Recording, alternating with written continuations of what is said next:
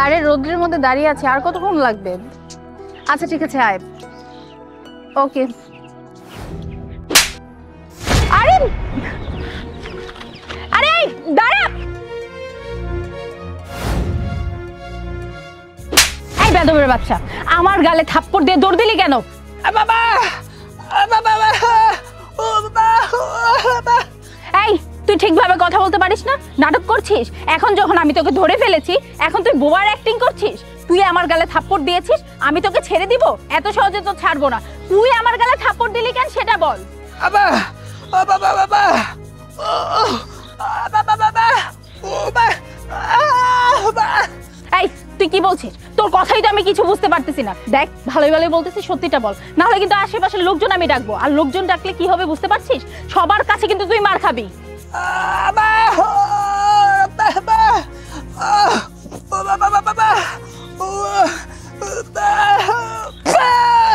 বুঝতে পেরেছি, তুই এমনি এমনি কথা বলবি না। এক্ষুনি আমি পুলিশকে কল দেব, আর পুলিশ যখন তোকে টানতে টানতে থানায় নিয়ে যাবে না, তখন এই বোবার অ্যাক্টিংটা তোর বের হয়ে আসবে। দাঁড়া। কি হয়েছে ম্যাডাম?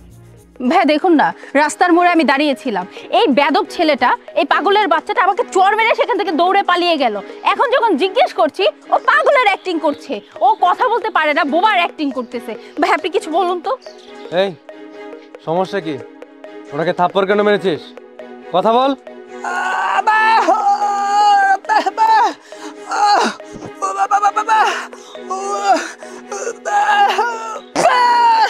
বুঝতে পারছি, মানে নতুন ধান্দা না, এটা নতুন টেকনিক। প্রথমে বুবার অ্যাক্টিং করবি, তারপরে সবকিছু লুটে পুটে নিবি। তোদের মতো ছেলেকে না কি করা উচিত? সত্যি কথা বল।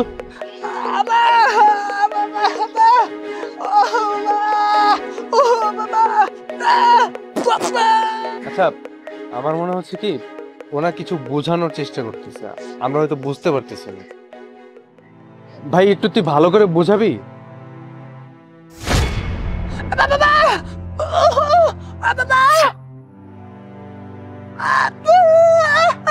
ওই ছেলেটাকে আপনি চিনেন?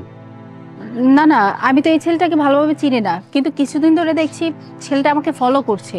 কিন্তু ওকে দেখে তো আবার ভালো ছেলে মনে হচ্ছে না। আচ্ছা ভাইয়া, উনি কি আমার কোনো ক্ষতি করতে চাচ্ছে?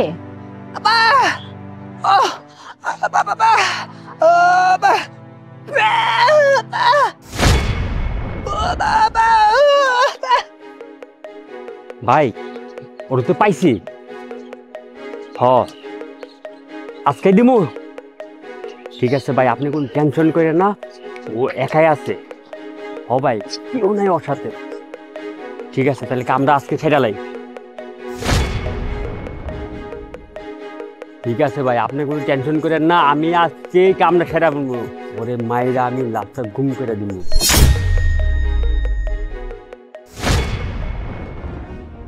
ওই ছেলেটা আপনাকে ফলো করছিল আপনার কোনো ক্ষতি করার জন্য, আর সেটা হয়তো এই পাগলটা বুঝতে পেরেছে, আর এই জন্য আপনাকে বাঁচানোর চেষ্টা করতেছিল, আর আমরা না বুঝে ওর গায়ে হাত তুলে ফেললাম। হ্যাঁ, না বুঝে তখন থেকে আমি ওনাকে অপমান করতেছি, ওনার গায়ে পর্যন্ত হাত তুলেছি আমি। এটা আমি কি করলাম? আজকে ওনার জন্য আমার প্রাণটা বেঁচে গেল। আজকে আমার সাথে কত কিছু ঘটতে পারতো। হ্যাঁ সরি, আপনি আমাকে ক্ষমা করবেন, আমারই ভুল হয়েছে।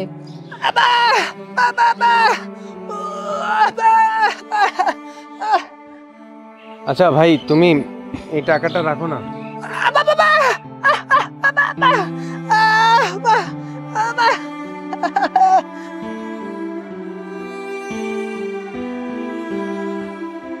দেখেছেন মানুষগুলো কত সহজ সরল, ওদের মনে বিন্দু পরিমাণ হিংসা নেই, অহংকার নেই, আর আমরা না জেনে বুঝি একটা মানুষের গায়ে হাত তুলে ফেললাম।